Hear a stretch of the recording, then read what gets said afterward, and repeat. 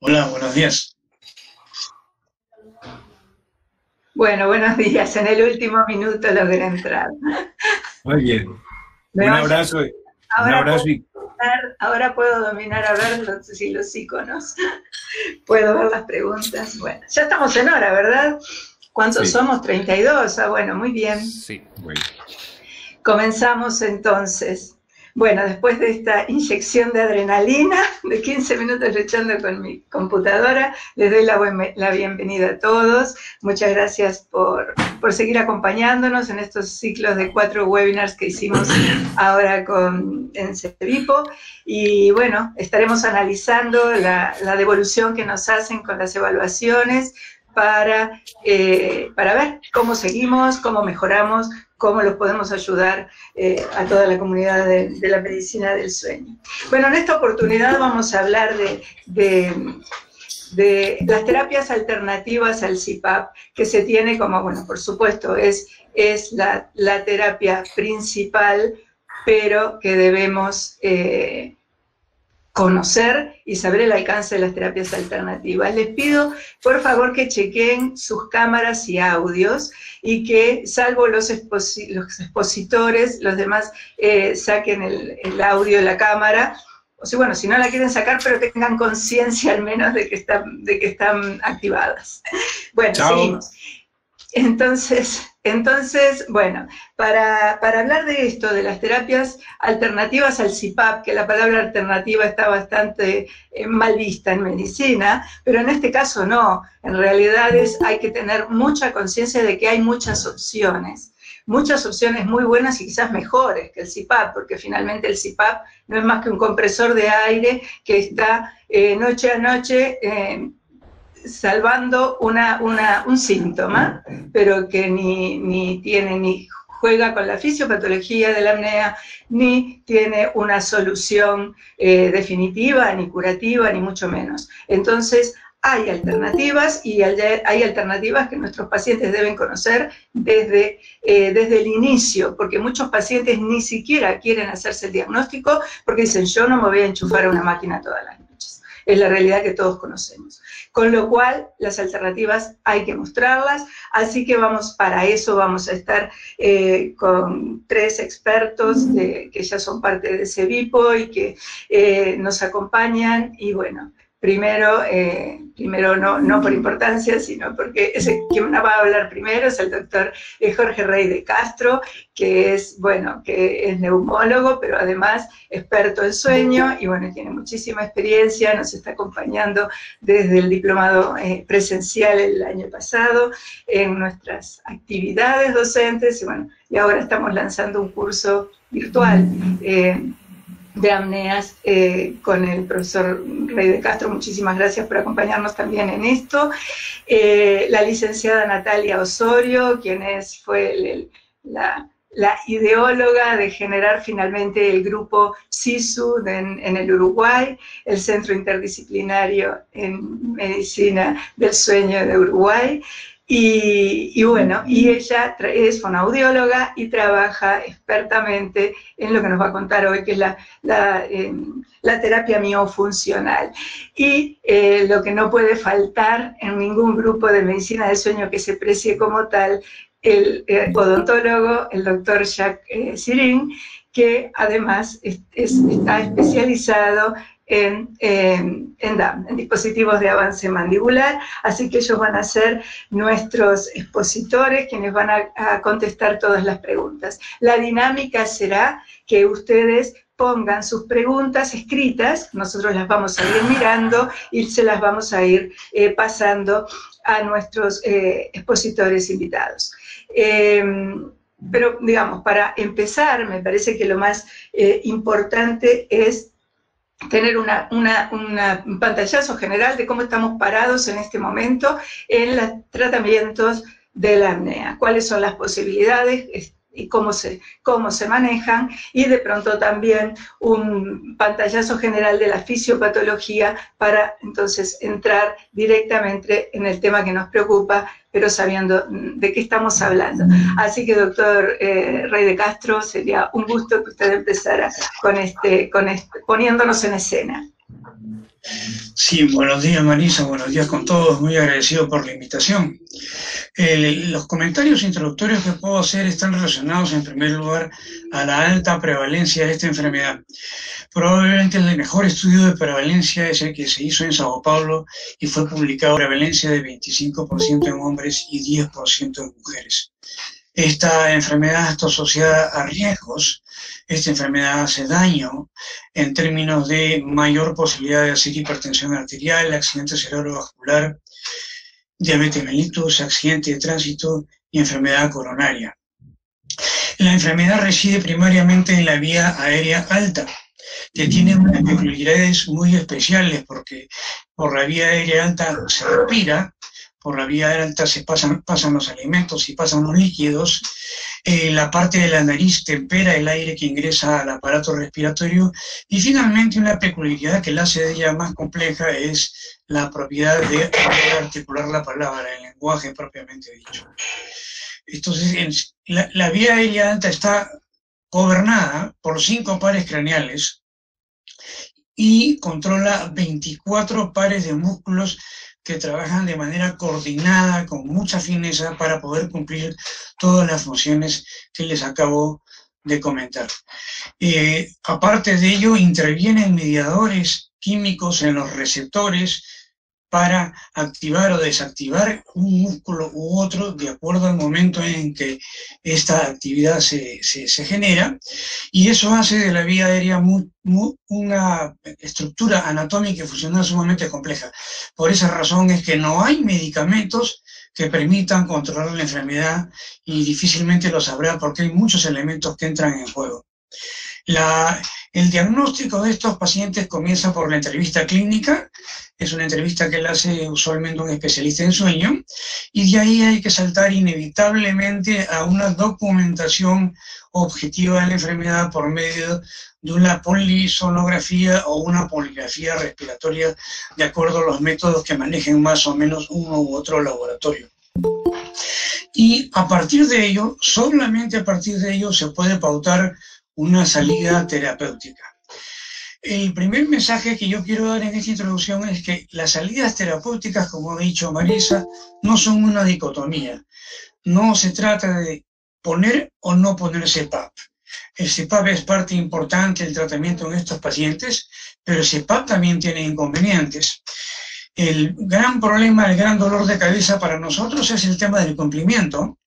Hay mucha gente que abandona el tratamiento una vez que ha sido indicado, de manera precoz o tal vez tardíamente, y por otro lado, hay pacientes que lo suspenden definitivamente. Finalmente, no todos los pacientes roncadores o con apnea tienen indicación estricta para uso de CPAP.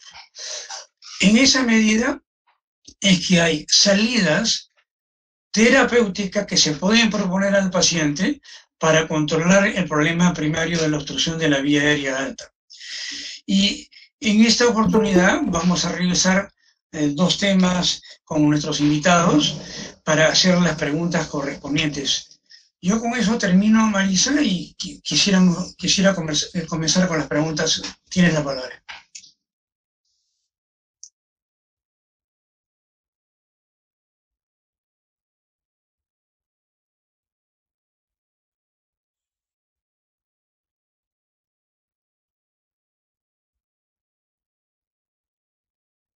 Doctora Marisa, no tiene el micrófono activado.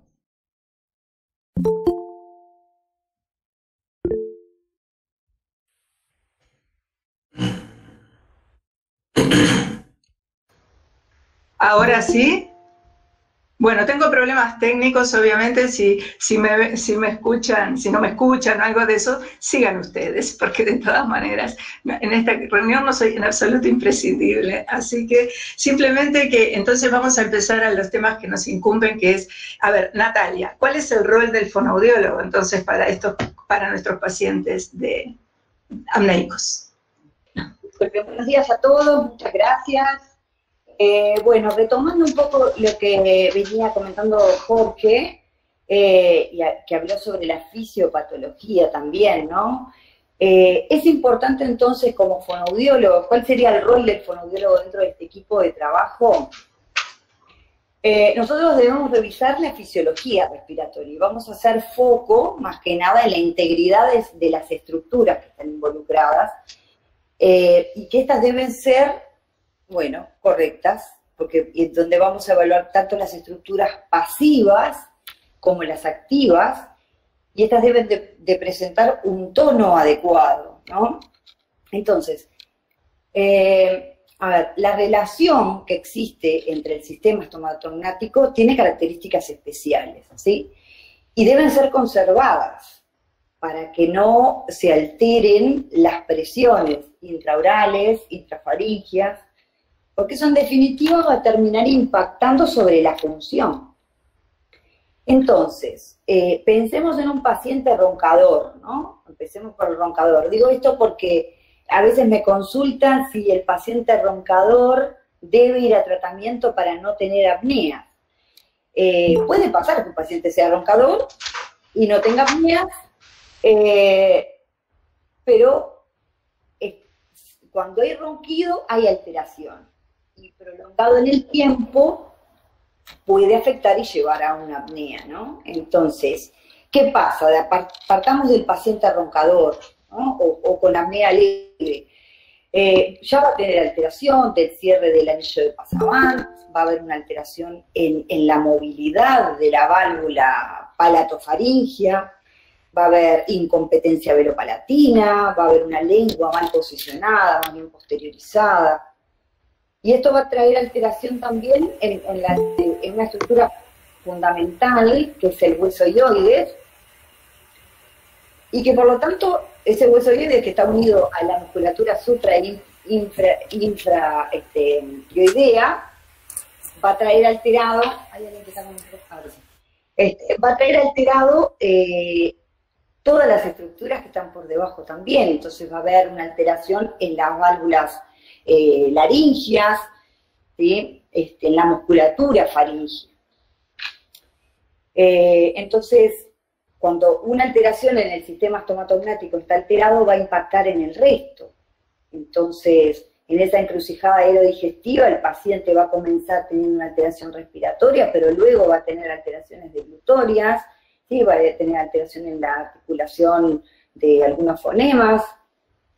Entonces, si todas estas relaciones se ven alteradas, eso va a generar una alteración en la información propioceptiva. O sea, no va a coincidir con la actividad normal y va a generar cada vez más patrones más incorrectos. Entonces, creo que el rol del fonoaudiólogo es bastante importante. Después vamos a ver en qué hacemos específicamente. No quiero estirar mucho esta pregunta, pero lo importante que esto puede ser resultado de diferentes aspectos, ¿sí? Que están involucrados aspectos orgánicos, aspectos funcionales, aspectos estructurales, aspectos neurológicos. Entonces, va a depender de cada caso, va a haber que hacer un buen análisis en equipo y detectar cuáles son las alteraciones para planificar el tratamiento. Perfecto, gracias Natalia, ¿Sí? la introducción estuvo fantástica. Querría lo mismo con Jacques, como odontólogo desde el punto de vista, desde su punto de vista, cómo actúan los dispositivos de avance mandibular en general, una introducción simplemente para ponernos en tema.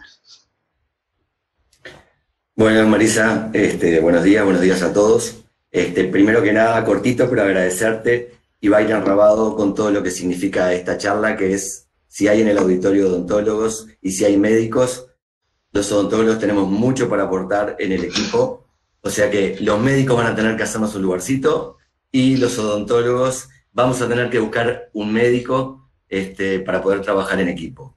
¿Por qué? Porque es una enfermedad multicausal, todos lo sabemos, y yo por eso te quiero agradecer por darnos el espacio de estar acá. ¿Por qué?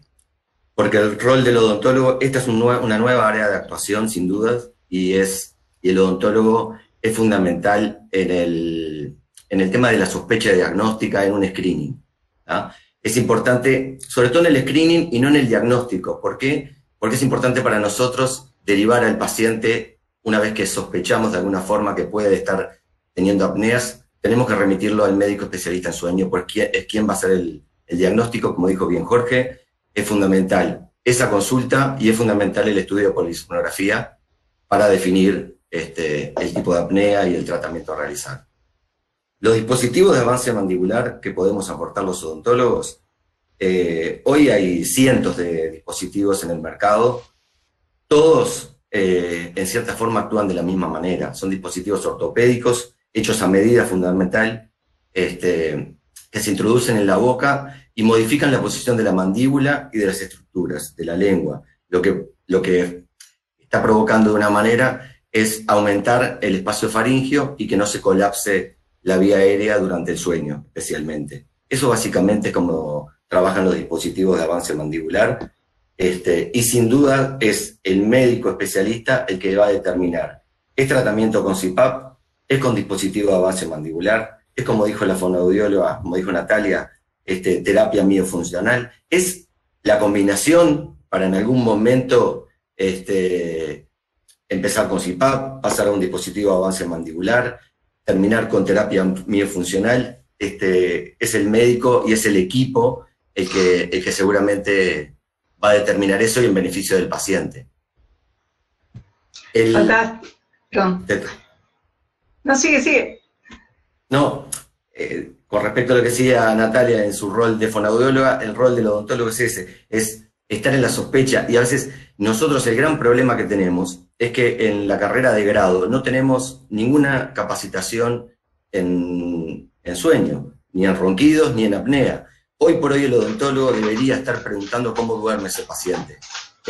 Ronca, tiene interrupciones en la respiración durante la noche. Hay cuestionarios muy sencillos.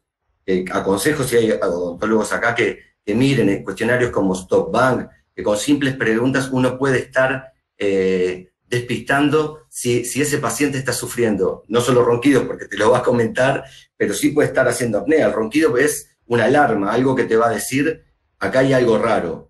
Pero el odontólogo tiene que tener la capacidad de poder y entender algo de odontología del sueño para poder derivar a ese paciente al médico. Te la dejo por ahí, Marisa. Fantástico, sí, tal cual, porque además el hecho, primero que los pacientes quieren inmediatez. Entonces, claro, con el CPAP en 1 o 2 noches cambian su vida totalmente, dejan la somnolencia diurna, entonces les encanta. O también la inmediatez cuando les prometen una cirugía, que una cirugía siempre es, bueno, una agresión, por supuesto, y además bueno, no tiene, la cirugía tiene que estar muy bien hecha y muy bien indicada.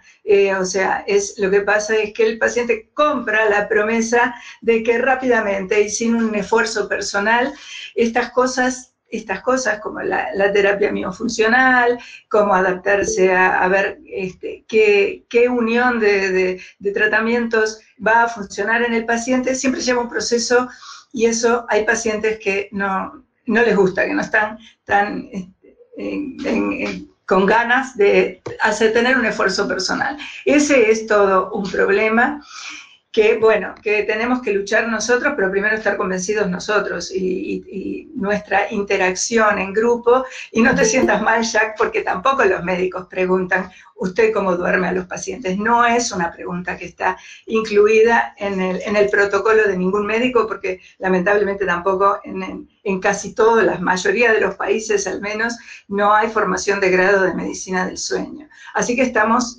en eso. Todos estamos en la misma incertidumbre con respecto a los pacientes. Y después, cuando el paciente además con un CPAP o con otras terapéuticas se decepciona, porque dice, no mejoré mi somnolencia diurna, hay que ver, cada paciente es un mundo, y muchos pacientes, la gran mayoría de los pacientes actuales, de las personas en el mundo, están privadas de sueño. O sea, hay que verlas globalmente. No es solo la apnea, seguramente, sino que además la apnea tienen un estrés crónico y de pronto la apnea baja, pero aún el estrés crónico no, y hay que tratar el insomnio que queda, y bueno, las perturbaciones de sueño.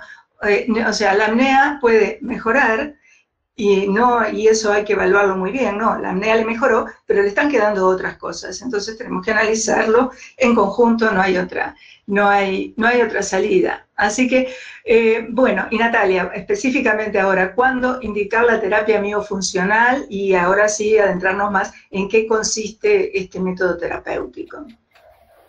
Bueno, si me preguntan a mí, siempre que hay que derivar al fonoaudiólogo, remitirlo al fonoaudiólogo. Yo, una de las cosas que digo, y conversamos siempre en el equipo, es que nadie se despierta de un día para el otro siendo un paciente con apnea. O sea, es un proceso que se va alterando toda la musculatura. Entonces, lo que considero es que el paciente puede, si bien puede estar haciendo los trámites para colocarse el CPAP, puede comenzar a hacer terapia miofuncional, puede empezar a trabajar. ¿Por qué? Porque las estructuras, si están más cerca de la normalidad, ya sea que decida definitivamente, aparte que el paciente se va a empezar a sentir mejor, porque va a respirar mejor, porque va a mejorar todas sus funciones, lo que va a pasar es que o decide continuar con la terapia miofuncional o ponerse el CPAP. Y si estas estructuras están más cerca de la fisiología normal, lo más seguro es que se adhiera mucho mejor al CPAP, ¿sí? O sea que en cualquier caso considero que tienen que comenzar por ahí. Y sí, en todas las apneas, leve, moderada y severa. Más allá de que hay temores de que un paciente con la apnea severa tiene que tener enseguida un tratamiento con CPAP, recomiendo que, así se le coloque el CPAP, comience a hacer terapia. Entonces, ¿en qué se basa la terapia miofuncional? Es trabajar sobre las estructuras orofaringeas, trabajar sobre toda la musculatura involucrada, trabajar sobre la conciencia sensorial y propioceptiva de todas esas estructuras, favorecer la correcta respiración y trabajar mucho a nivel laringio, ¿sí? De todo este sistema estomatognático, hioideo, todas esas estructuras. Básicamente sería eso. Perfecto, estoy viendo las preguntas que están haciendo. Mauricio Cifuentes dice: la apnea del sueño es una patología de intervención multidisciplinar en el que el terapeuta respiratorio también juega un papel muy importante en la detección, diagnóstico y tratamiento. Sí, por supuesto. ¿Quieren hacer algún comentario al respecto, alguno de los tres u otros participantes? Sí, yo básicamente diría que sí, que es fundamental, es una patología respiratoria y que genera un montón de alteraciones que se va degradando, digamos, como una catarata. Entonces es preferible agarrar el tema principal, abordarlo, trabajarlo, el paciente se oxigena mejor, se siente mejor, mantiene mucho más el descanso, mejora el descanso, y entonces ya ese paciente podemos pensar después en hacer una dieta, ¿no? Porque la persona se siente mejor, ¿sí? Cuando uno respira mejor, todo mejora. Sí, por supuesto. Ni que hablar que todo el protocolo que hacemos con los apneicos va de suyo. Estamos agarrando solamente una puntita del asunto. Pero bueno, María José Cristóbal dice: estimado doctor Jack, es un gusto con nuestra profesión presente en el manejo de los disturbios del sueño. Desde la Sociedad Uruguaya de Ortodoncia le esperamos para que pueda compartir con los colegas su experiencia. Saludos. Así que, Jack, tenés ya una responsabilidad sobre tus hombros, que es, justamente integrar y formar a la comunidad de odontólogos al respecto, para poder interactuar más fluidamente, porque es súper importante. Carolina Bogadro: ¿el estudio tomográfico de las vías aéreas ayuda al diagnóstico? ¿Quién contesta eso, Jack? Sí, claro. A ver, el estudio tomográfico, o a veces simplemente una teleradiografía. Lástima que no tengo para mostrar, pero ahí nomás viendo, se puede mandar a sacar al paciente una teleradiografía de perfil con el dispositivo de avance mandibular puesto, y vamos a ver el espacio que genera ese adelantamiento, o esa protrusión mandibular controlada.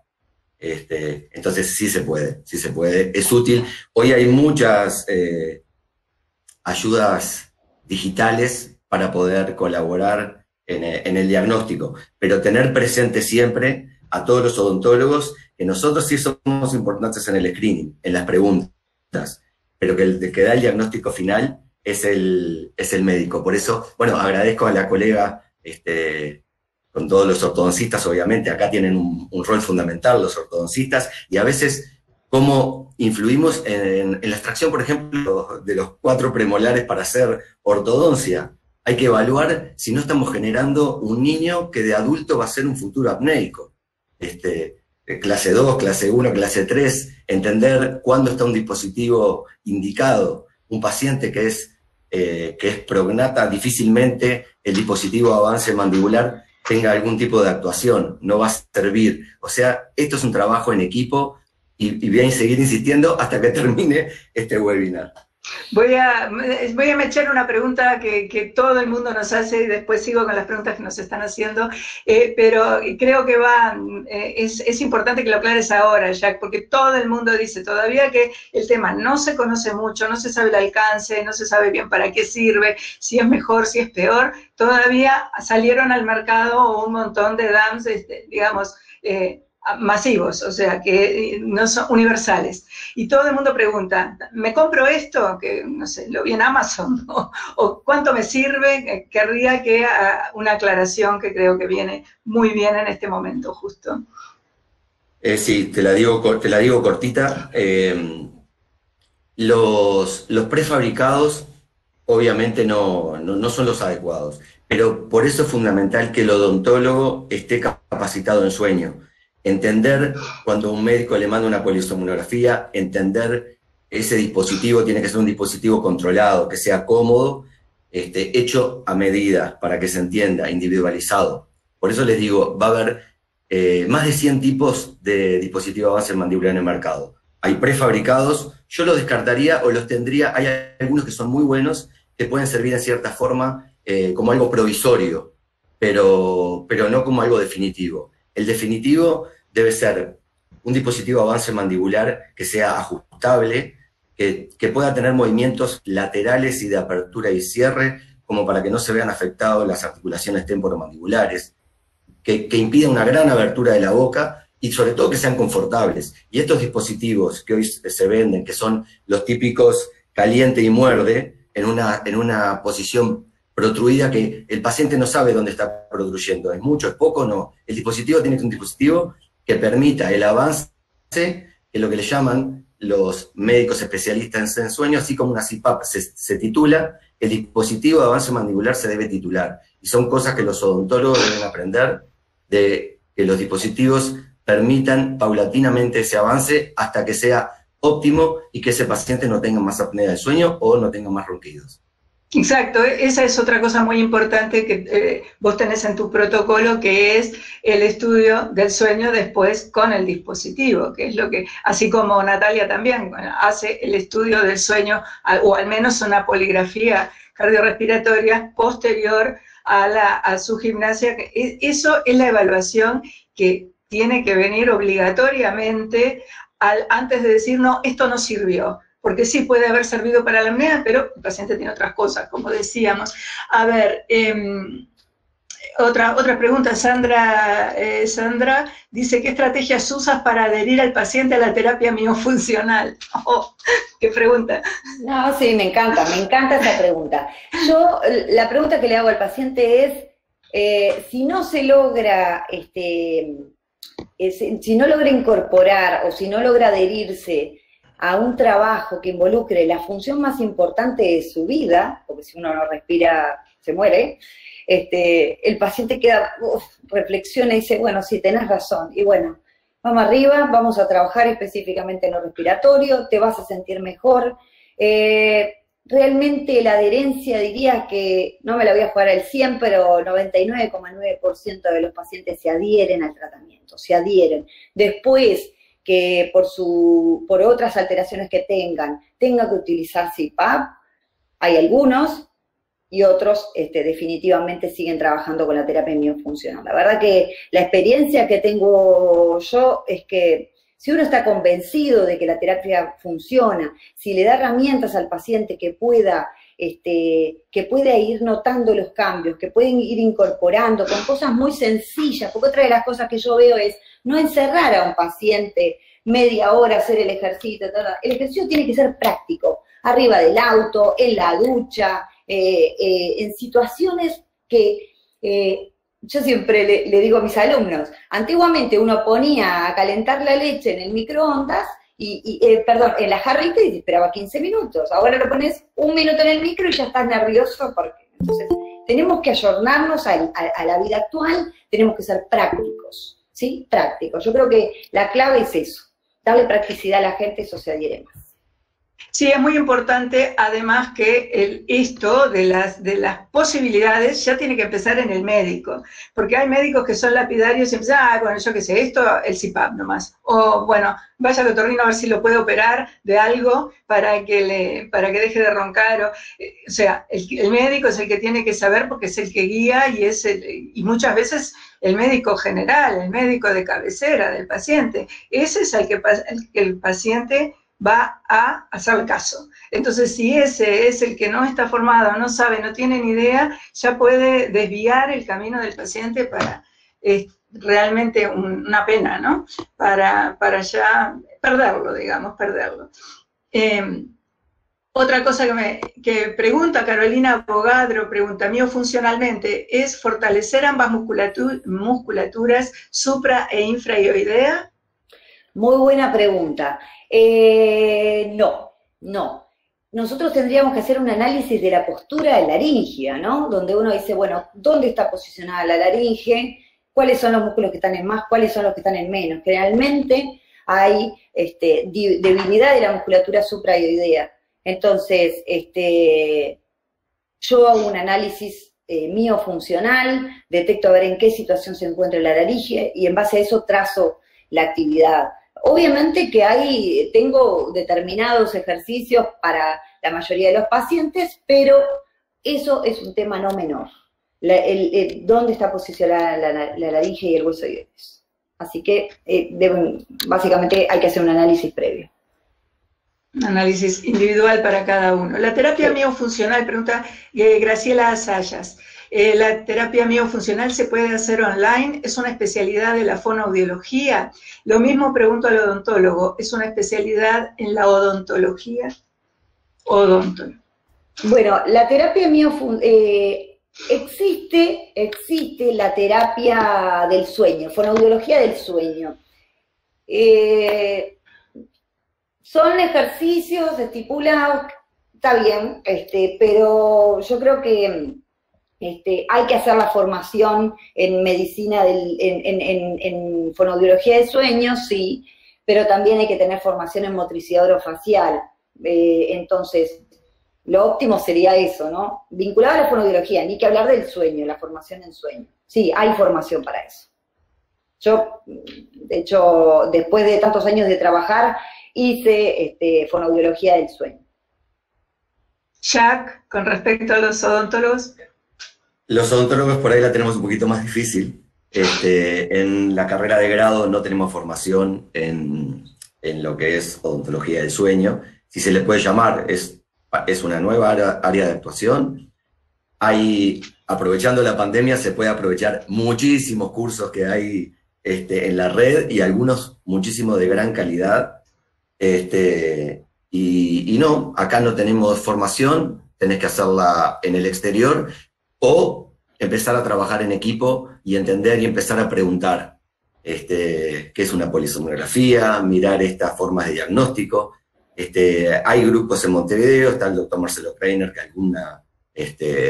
algún curso da de posgrado, pero sobre todo hay que empezar a mirar un poquito en el exterior y empezar a hablar con los médicos de sueño. Perdón, Marisa, aclaro esto, capaz que no quedó clara la respuesta, pero en Uruguay no hay formación, no hay formación y no hay información de pregrado, esto es posgrado, ¿no? Sí, claro, digamos, creo que más o menos todos los países tienen, lo que tienen es una formación muy individualizada, que el que tiene interés en aprender tiene que acercarse a centros que ya lo hacen, elegir bien los centros, porque para aprender es bueno aprender bien. Bueno, es dificultoso para todos, porque no hay una especialidad médica como la cardiología, la endocrinología, yo voy a ser médico del sueño. Y no lo debe haber, porque en realidad la medicina del sueño es una disciplina que cabalga sobre todas las disciplinas. ¿Qué especialista puede estar, como una vez me dijo alguien, yo nada que ver porque yo soy anatomopatólogo? Yo que sé, digo, mira, todo tiene que ver con el sueño, porque lo que estás cortando y analizando es de alguien, es de una persona que tuvo una evolución de la enfermedad esta distinta, si durmió o si no durmió bien, y bueno, o sea, nada escapa a la medicina del sueño. Lástima que, bueno, no se sabe mucho de eso. Mauricio Cifuentes también está opinando, bueno, saluda desde Medellín, me alegro que haya, como siempre, la gente de Colombia. Pienso que la apnea debe tener mayor promoción y contextualización, teniendo en cuenta que la población sin diagnóstico es mayor que la diagnosticada, y los problemas multiorgánicos deterioran en gran medida a la calidad de vida propia y de otros. Claro, por supuesto, eso es en lo que estamos siempre. Siempre tenemos que ser generosos con el conocimiento, pero en este caso la medicina del sueño, absolutamente, tenemos que dedicar un tiempo siempre, no solo a tratar a nuestros pacientes, sino a enseñar a los demás colegas, porque es terrible la cantidad de gente que no está diagnosticada. Entonces, claramente tenemos que propiciar el que mucha gente haga medicina del sueño y que todos, absolutamente todos, sepan sobre las pautas más globales de medicina del sueño para no enlentecer el proceso de diagnóstico y curación del paciente o mejoría del paciente. Sandra Jimena dice, los pacientes que presentan ausencia de piezas dentales y tienen diagnóstico de apnea de sueño, ¿le funciona la terapia miofuncional para apneas? Sí, por supuesto que sí. Sí, funciona. Muy bien. Valentina Armando Hugo dice, ¿cuánto tiempo dura el tratamiento con terapia miofuncional en un paciente con buena adherencia? Con buena adherencia, 4 meses más o menos. 4 meses es lo que tengo estipulado, ¿no? 4 meses, una vez a la semana, y con ejercicios prácticos para llevar a su casa. Porque pensemos en esto, o sea, no es solamente repetir ejercicios, ¿sí? Estamos trabajando sobre la conciencia, la posición de las estructuras, y corregimos las funciones. Entonces, hay un cambio, en 4 meses hay un cambio. Sí, es un poco también lo que apuntaba Rey de Castro, si esto era indefinido. Y después, bueno, a ver, tenemos la situación, el paciente mejora o se le va totalmente la apnea o el ronquido con la terapia miofuncional. ¿Cuánto le dura esto? Esa pregunta es muy buena, porque, yo estoy armando para mi tesis, mi plan de tratamiento, donde yo considero que posicionando correctamente las estructuras, trabajando sobre alineación postural, uno le puede corregir la función. Así como atiendo pacientes de terapia miofuncional que me derivan los odontólogos por una alteración oclusal y mejoran y nunca más recidiva la oclusión, la alteración de la oclusión, pasa lo mismo con los pacientes con apnea. Lo que pasa es que no nos podemos limitar a los ejercicios, esos ejercicios de lengua y dale que te dale con la lengua y dale que te dale. Lo que hay que hacer es llevarlo a la función. Y si uno corrige la función, hasta los 100 años rehabilito, porque después tengo que ir a domicilio y prefiero atender en el consultorio. Entonces, bien, pero el que está rehabilitado, entonces pero a ver, si un paciente mejorar, engorda, sí. Por ejemplo, engorda, tiene más estrés, o sea, lo agarra la vida y empieza de vuelta a tener síntomas, o sea, puede retomar, digamos. Sí, yo tengo pacientes que ya di de alta, trato de controlarnos una vez al año. Bueno, ahora con el pulsoxímetro puedo controlar a ver si me empeoró. Generalmente no. Sí pasa Bueno, con todos los órdenes de la vida, tengo un paciente de 70 años, por ejemplo, que viene, se hace tratamiento, ese paciente sí lo voy a tener que controlar cada 6 meses y quizás indicarle que recuerde dónde posicionar la lengua para tragar, que haga determinados ejercicios, aunque sea una vez a la semana, ¿sí? Pero que tiene que ver con la alteración de la musculatura propia del envejecimiento. Pregunta María José Cristóbal, al hablar de terapia miofuncional, ¿estamos hablando de la terapia preconizada por el doctor Shankerson? No lo conozco. No lo conozco, no sé quién es bien, capaz que si quieres, María José, aclararnos eso. Alguien había preguntado, que hizo preguntas múltiples, creo que no lo contestaste, si se podía hacer virtual la terapia. Yo creo que virtual se puede hacer en la medida que uno conozca al paciente y lo vea. Sí tengo pacientes de forma virtual, casos muy aislados y pacientes del interior. Trabajo con mucha gente del interior, que viene, que consulta y que después viaja una vez al mes o cada 2 meses, le hago los controles acá, pero implica, yo soy de la idea de estar en contacto, analizar, que el paciente sienta, necesito estar en contacto, pero sí se puede hacer, por supuesto. Sí, claro, siempre, es menos, pero de todas formas... a ver, me espera que me estoy... Victoria con pregunta, ¿cuál es el costo estimado del DAM? Jack. Bien. Como dije, hay más de 100 tipos de dispositivos de avance mandibular y en precios puede haber desde todo, porque uno puede fabricar un dispositivo de avance mandibular con 2 plaquitas estampadas y unirla en una posición protrusiva, y ese paciente funciona. Después están los dispositivos, el español, está el ortoapnea, que tiene un tornillo anterior que uno va avanzando en forma controlada, hasta llegar hoy a toda la tecnología digital, o sea que podés tener desde 2.000 pesos hasta $3.000. Ese es más o menos el parámetro que uno puede tener. 2.000 pesos son $50 para los que no son uruguayos. Desde $50 a $5.000. Podés tener todo el parámetro que quieras. Pero siempre digo y repito a veces lo que un profesor mexicano me decía, que lo que importa es el candidato, no el aparato. Entonces, tiene que ser el candidato ideal, así como se determina el candidato ideal para una CPAP, ¿cuál es el candidato ideal para un dispositivo de avance mandibular? A la colega le digo, va a tener que consultar con obviamente un laboratorio que esté capacitado en estos dispositivos ortopédicos. Hoy por hoy ya también se podría mandar a hacer al exterior en forma digital, escaneando al paciente, y después te regresa el dispositivo ya realizado, o sea que en precios no puedo ayudar mucho. Ahora, Jack, también hay una realidad que esto no es al infinito, el avance ni nada de esto. Me gustaría que detallaras un poco de las contras que puede acarrear el dispositivo de avance mandibular, o sea, que son problemas graves como las cefaleas, en fin, los problemas articulares, y acá incluso me preguntan qué relación hay entre bruxismo y apnea. Hay terapia funcional para el bruxismo, y creo que también tiene que ver el bruxismo, que se trata finalmente con un odontólogo hace una placa para el bruxismo. Entonces, ¿cómo se compagina todo esto? Buenísima la pregunta, aprovecho, después le dejo a Natalia para que hable de la terapia miofuncional en relación al bruxismo. Y ahí es la clave hoy de lo que también puede empezar a pasar con la odontología.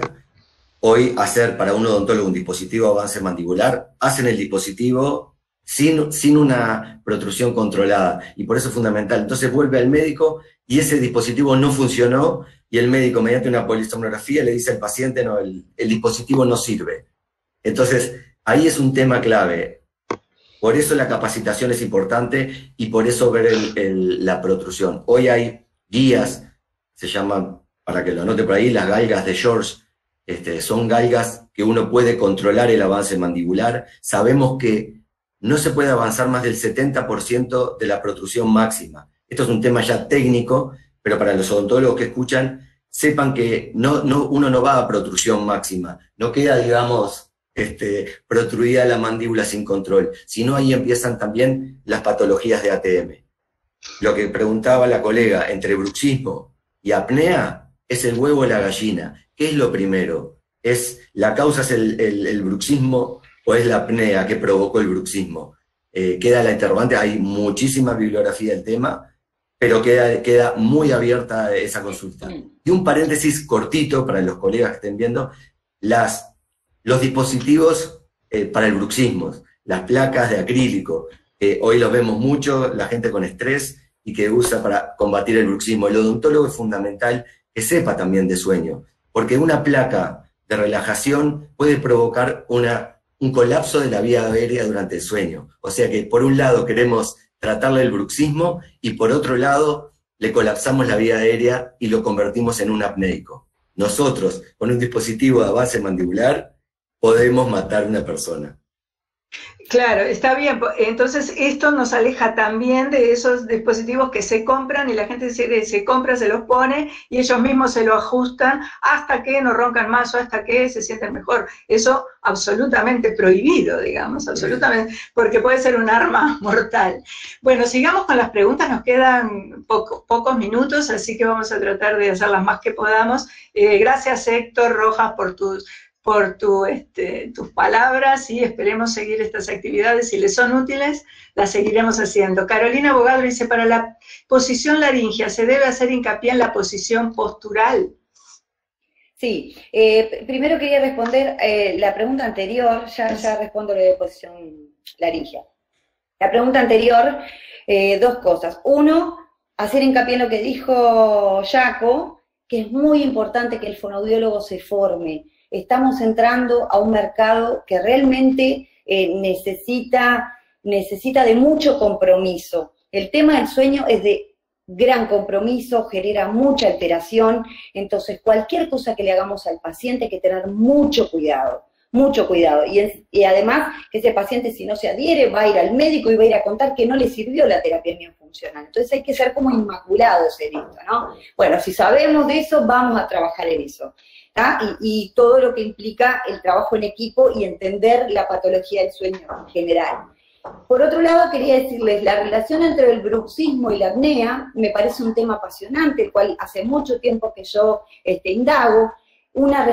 Hay un equipo en Chile de odontólogos que tiene muy buena bibliografía, creado mucho por ellos, una gran investigación que es muy interesante. Ellos me mandaron toda la información y hablan un poco de la relación de ese rechinamiento dentario, en principio aumenta el colapso y para lograr avanza, digamos, la mandíbula para ampliar el espacio faríngeo. Entonces exacerba el bruxismo. Entonces, no sé, a mí me sonó, me gustó mucho eso. Y aparte que el avance mandibular, los movimientos mandibulares, hace que aumente la secreción salival. Entonces, para los odontólogos, el que quiere me escribe y yo busco todo eso, esa literatura, esa bibliografía y se los reenvío, porque es un tema apasionante, que si podemos hacer investigación todos juntos acá en Uruguay, para mí sería maravilloso. Respondiendo a lo que decía de la posición laringea en relación a la posición postural, por supuesto, ¿sí? Una alteración en la línea de gravedad, ¿sí? Piensen en un paciente respirador oral, tiende a estar hacia adelante, su cabeza hacia adelante, por lo tanto cambia, ¿sí? Cambia la línea de gravedad, entonces eso hace que avance la cabeza, altere la posición del hueso dioides y se lleve todas las estructuras. Imaginen ese paciente con todas las estructuras elevadas, le ponen un CPAP y obviamente no se va a adherir, porque la laringe está en una posición alterada y el aire que le pasa, la presión que le pasa, no le es, digamos, no le alcanza, ¿sí? Entonces hay que aumentar, entonces una buena alineación, una buena posición laringea va a hacer que se adhiera tanto a la terapia miofuncional como al CPAP. Perdón, ya está. Genial, muy bien. A ver, preguntan si estás teniendo consultas presenciales o virtuales ahora, pregunta Máximo. Sí, las estás teniendo. Las dos, sí, las dos, sí. Bueno, María José Cristóbal me dice que se va a comunicar contigo personalmente, después directamente. Saludos a María José. Constanza Melo, soy odontóloga de Colombia y trabajo en medicina dental del sueño y uso la terapia miofuncional junto al dispositivo de avance mandibular. Fantástico, es de lo que estamos hablando. ¿Quieren hacer algún comentario al respecto, Jaco? De vuelta, les dije que iba a estar toda la tarde con esto y es fundamental. Es una patología multicausal, por eso acá intervienen neurólogos, neumólogos, cardiólogos, odontólogos, fonoaudiólogos, nutricionistas, profesor de educación física, es multicausal, o sea que esto sí o sí debe ser en equipo. Como vemos, como dijo la colega, en otros países ya lo están haciendo con resultados estupendos. Yo no sabía que existía fonoaudiología del sueño y me parece fantástico que mis pacientes que tienen dispositivo de avance mandibular mañana lo puedan dejar. Sin duda que yo voy mucho más a la función que a poner un CPAP, que dicho sea de paso, todos sabemos que el 50% de los pacientes al tercer año dejan de utilizar la CPAP, o sea que son pacientes que quedan sin tratamiento. Hoy tienen nuestras dos opciones.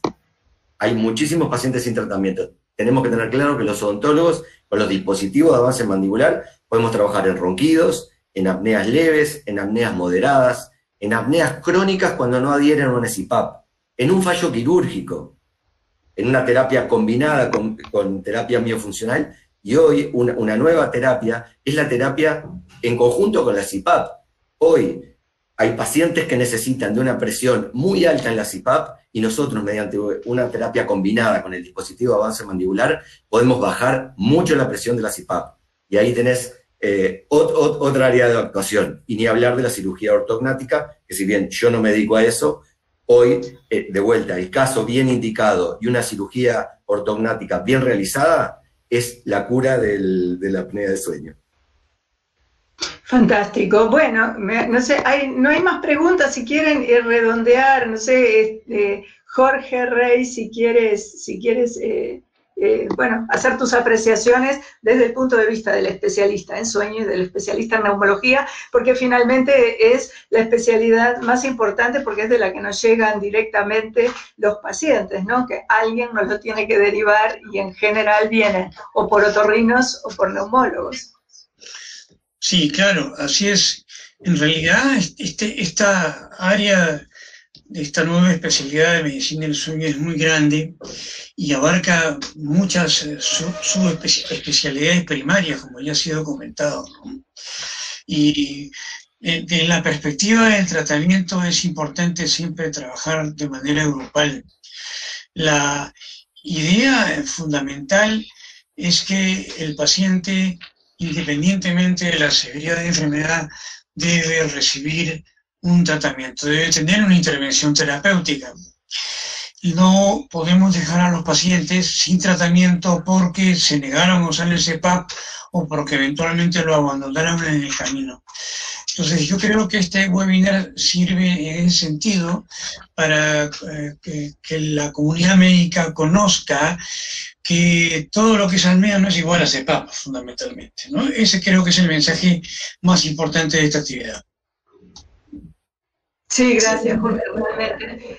Y eso en realidad, claro, este ya es para gente que estamos trabajando en medicina del sueño, porque estamos contestando ya preguntas hilando muy fino, en realidad, pero creo que cada uno dentro de nuestra posición en la medicina del sueño, lo que tenemos que hacer es difundir en las personas que no trabajan en medicina del sueño, en que deben tener un conocimiento, un esquema básico, un conocimiento, aunque sea mínimo, para no entorpecer el camino del paciente a que llegue a un diagnóstico final certero. O sea, estamos cansados de ver pacientes apneicos que toman hipnóticos porque en la consulta rápida el paciente dijo, tengo sueño de día, y el médico ya, sin ninguna pregunta más, dijo, debe ser porque duerme mal de noche, y entonces le está perjudicando la apnea con un hipnótico. Bueno, y de ese tipo de historias tenemos muchísimas.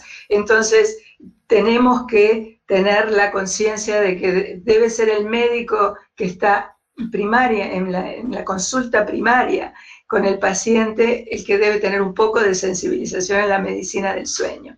Y bueno, y siguiendo entonces en esto, también es importante, que creo que es el concepto, como que estaba revisando la lista de cosas de las que hablamos, muy importante que nos quedó en el tintero, que el médico tiene que saber que primero, antes de decir, bueno, simplemente titulación de CPAP y ver con qué presión se la pongo, tiene que, si está pensando en la terapia miofuncional, realmente hacerlo evaluar primero, ¿no? Porque es un problema que tenemos acá en Uruguay, ¿verdad, Natalia? Que si el paciente ya viene con el CPAP de alguna manera está jugando en contra de la fisiología de la respiración. Exacto. Exacto, sí, altera eso. Ahora estaba viendo justo una pregunta, no sé qué especialidad tiene Carolina Bogadro, pero es bien interesante lo que plantea, que es fundamental la formación en los pediatras, ¿no? Sí, yo ya fui invitada, así que voy a ver si organizo una charla para pediatras. Es muy importante. Carolina es una odontóloga, pero de excelencia. Lo era desde que era estudiante, es un placer tenerla ahí. Porque es de excelencia. Bueno. Las preguntas buscan siempre el tratamiento integral del paciente y te das cuenta con las preguntas que hizo, yo la estaba mirando ahora, y es tal cual. Nosotros tenemos que tener la visión de trabajar en equipo. Exacto. Sí, disculpa, Carolina, si me salté tu pregunta. No, pero ahora. Sí, habla de, bueno, hacer hincapié en la postura, en la respiración bucal, en las mordidas cruzadas, en las amígdalas, etcétera. Claro, realmente el paciente es muy complicado. Y bueno, y agarrarlo de niño es ya darle una para la vida, una calidad de sueño y de vida que es fundamental. O sea, despistar estas cosas, determinar estas cosas de niño está muy bien, ¿no? Que María José Cristóbal dice, estoy de acuerdo, Carolina es excelente, espero tenerla en el equipo también. Bueno, genial, estamos abiertos, cuanto más gente en la comunidad de sueño mejor, pero siempre además eso de tratando de sensibilizar a los médicos que no trabajan en sueño, que tienen que igual saber mínimo de sueño. A ningún médico dice, bueno, no, a mí no me importa la hipertensión arterial de mi paciente porque él vino conmigo por el dolor en el dedo índice. No, a todos le importa la presión arterial y toman medidas al respecto. Que hagan lo mismo con la medicina del sueño, que vaya por lo que vaya el paciente, sepa que tiene que tomar medidas con respecto a una consulta que le haga el paciente acerca de una alteración de sueño, sea cual sea. Constanza Melo dice, muchas gracias, gracias. Adolfo Pérez, felicitaciones. Bueno, muchas gracias a los amigos de siempre. Ya estamos en los 2 últimos minutos, así que no nos queda más que agradecerles a los amigos de siempre y a los nuevos que se están integrando, que espero que les haya gustado y que sigamos formando la comunidad de sueño en Latinoamérica. Y bueno, y agradecemos todos los comentarios que hagan en la evaluación posterior que les van a pedir. Nos es muy valioso que lo hagan para poder seguir mejorando y seguir generando este tipo de instancias que nos sirvan a todos y que realmente les interesen. Así que para nosotros es un gusto estar siempre, en estos diálogos que son la cocina, son a los que nos enfrentamos, porque los conocimientos teóricos están todos en los libros, en los papers, o sea, que esos tenemos acceso todos. El problema es para nosotros como uruguayos, que nuestra comunidad es tan pequeña, que somos tan pocos y que nunca tenemos la interacción con un par. Para nosotros es fundamental el intercambio internacional, porque así es como nos nutrimos con la experiencia real que tenemos con nuestros pacientes, cómo lo resolvemos a los pacientes reales. Eso no nos lo dice ningún libro, no nos lo enseña la experiencia. Así que bueno, ya llegamos al mediodía. Muchísimas gracias por cortar el fin de semana de descanso para estar reunidos con nosotros. Así que me queda solamente agradecerles. Y bueno, vamos a empezar ahora, vamos a hacer un paréntesis en julio de webinars, porque vamos a tener lo que llamamos mini diplo, que es un vistazo general, ya no para los médicos de sueño, para todos los médicos, de qué debe no saber, no dejar de saber cualquier médico de cualquier especialidad. Y bueno, y en eso nos vamos a dedicar durante 3 sábados, 3 horas por sábado, así que retomaremos los webinars en agosto seguramente, y ustedes nos irán guiando con qué temas les interesan más y esas cosas. Así que bueno, muchas gracias a todos y que tengan un feliz fin de semana. Chao. Saludos a todos. Chao, saludos, gracias. Gracias, hasta luego, que les vea bien. Igualmente, Chao. saludos a todos. Adiós. Chao. Chao, chao.